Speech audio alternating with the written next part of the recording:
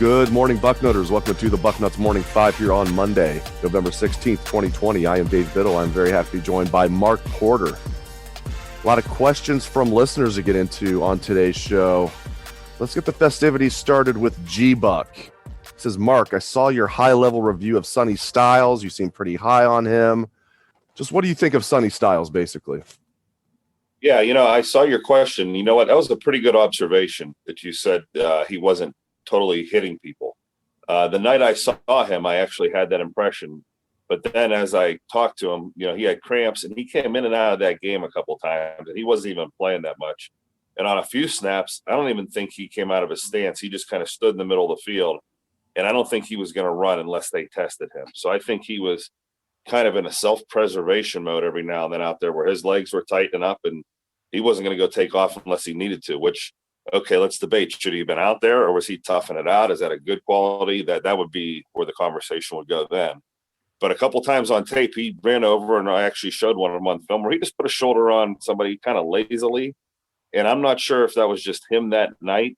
So that's why we dug into his tape and went back through the, first couple of games of the year, see if we could find some shots of him coming up and being physical. He had plenty of physical things on tape, so you kind of start leaning that way more. But, I don't think we're getting anything past these Bucknuts trying to fool them with these guys because they saw the same thing on film that I did. That there was a couple plays where he didn't, lower the boom. I think he's a sophomore.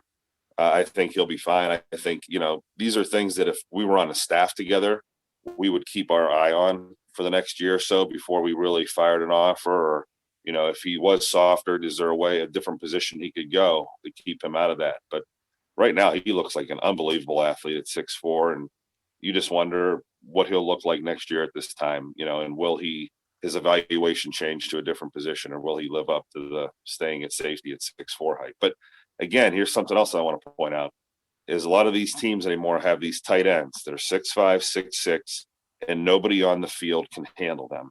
And if you have a safety who's 6'4" who can run, he may be a guy that comes in situations to cover tight ends and he runs with them and he blankets them up. So he has a unique skill set that you're not going to find too many other places. There aren't too many corners in the NFL that are running with these tight ends because they don't have the size, and same with the safety. So we shall see about him. I'll ask a follow-up. Are you surprised at all that Cincinnati St.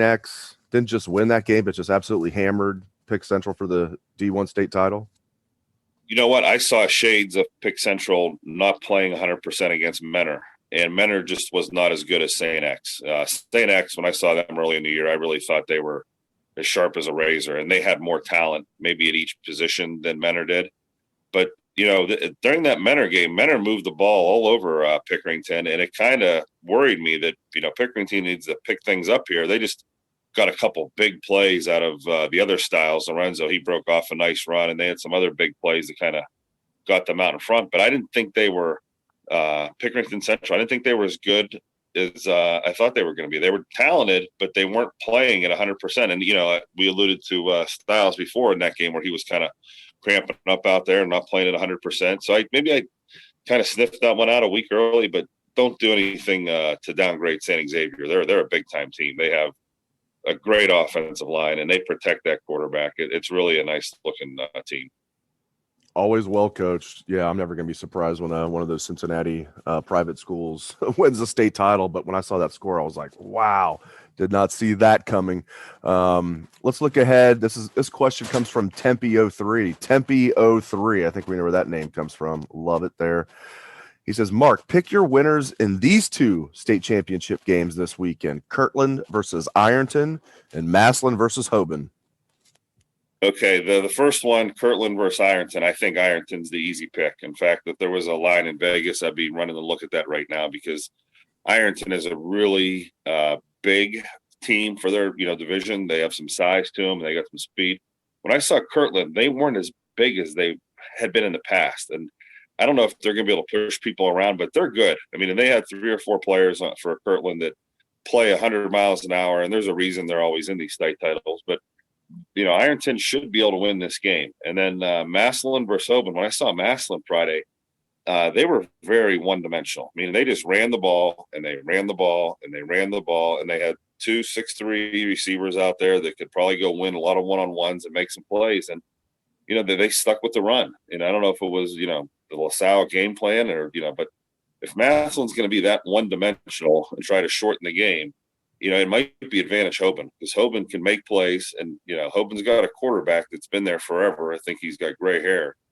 But he knows how to handle these type of games over there. So that would worry me. I think Hoban might have an edge, but, if Massillon can do what they did last week and just control the ball and be one-dimensional, which is really hard to do when you get to the state championship, they could win it. But I think that game's much closer than the Ironton game. Now, here's the question we've all been waiting for. Bucks grad wants to know, he says, if this is fair game, Mark, what are you comfortable sharing about your own background? Yeah, it makes me wonder what's in my background I can't share. I think he's probably talking about my football background or maybe even personal background. Played at Canfield High School, and then I went to Kent State to play for the most losingest team in the history of college football. We were 5-49-1 while I was there, and played for Pete Cordelli and Jim Corrigal. The best part about my career is I made it all 5 years. Played in 44 straight games, got to start a game as a freshman, and had a very normal MAC career. If you want to know about how I played, while I was there, there was a tight end, OJ Santiago, that my senior year I had to start splitting reps with because he was a future third-round pick of the Atlanta Falcons, later to go to the Super Bowl that year and invent the Dirty Bird. So he's known for his dance, which I still remember to this day. But that gave me a little insight as to, what talent was. I was a normal 6'3" tight end, and he was a 6'6", 250-pound kid that could run a 4.5. And, he wasn't as good at football yet as I was. But at that point, I was like most players I see right now. I didn't understand that, a good football player would eventually be supplanted by a talented football player. And hence I'm in the business I'm in now. So I think that experience there kind of gave me a little insight to this process and, kind of gave me a realistic, real life situation that I had to go through. After football there, I spent a year at Cardinal Mooney coaching. I spent some time at Canfield High School coaching, and that's where Scouting Ohio was born. And so that's kind of like the football background of it. And then I live in Canfield, Ohio. I've lived here my whole life except for the years I went to Kent State. So don't mind sharing my background, but there's nothing real flashy there. So I hope that wasn't, a letdown for you. That's actually really good stuff. I mean, played college football, started Scouting Ohio at a relatively young age. When exactly did you start Scouting Ohio? Like, what year was it? In 2004, we started putting videos of the Canfield kids on a website that a dad created. But then in 2005, Canfield went to state, and I started putting like the Cardinal Mooney and Ursuline players. I knew those coaches well and a lot of the coaches in town. So we put a lot of the players in town on this website. And, before we knew it, there was college coaches calling, and, we didn't know what to do at the time. And if, I joined Bucknuts in 2005 and with the help of Lee Shear, we kind of put a business plan behind it. And there was a guy, John McAllister, that had a recruiting service. So we kind of mimicked what he was doing, but of course tried to see where we can improve and do better. And, we sit here 15 years later, and it feels like 15 minutes. And yeah, we have probably the best recruiting service in Ohio, and there's about 80 colleges that use it every year. And I consider myself very Forrest Gump-like, being at the right place at the right time and having the right technology and running into the right people, but that combined with a little hustle is why I'm sitting here today, I think. Running into Lee Shear, aka Mr. Bucknuts, is never a bad thing. And joining forces with him, I can attest to that as well. We all owe Lee Shear a debt of gratitude for everything that he did, getting Bucknuts started, bringing you on initially back in the day, and now you're back with us, which is so cool. Hope I'm not putting you on the spot here, but I want to ask you about Ohio State, Indiana this coming Saturday. I mean, we got to go back to the Nixon administration when Indiana was ranked in the top 10. It was 1969. Ohio State's won 25 straight. And I thought when the spread came out, it'd be like something like, 16 and a half, something like that. Ohio State's favored by 21 in this game. Indiana's looked pretty good. I've watched them play. Just the Buckeyes had a week off that they didn't want off, but the Buckeyes got this week off to rest up even more and scout Indiana. Just your thoughts on this what has now become basically the Big Ten East Championship game this Saturday in Columbus. Yeah, initial thoughts. I'm very pragmatic that, that's the right number. Ohio State should go in there and win by 21 because that's who they are. And then the Mark Porter that doesn't touch gambling because God's taught him so many lessons and it's 2020 says that, wow, that's a big number. Indiana's played some good football. Ohio State should be able to put that kind of whooping on them, but Ohio State's defense has given up some plays. We've, watched on film where it's just, maybe a mental error or, blown assignment or something, but still there's ways you can get to Ohio State right now.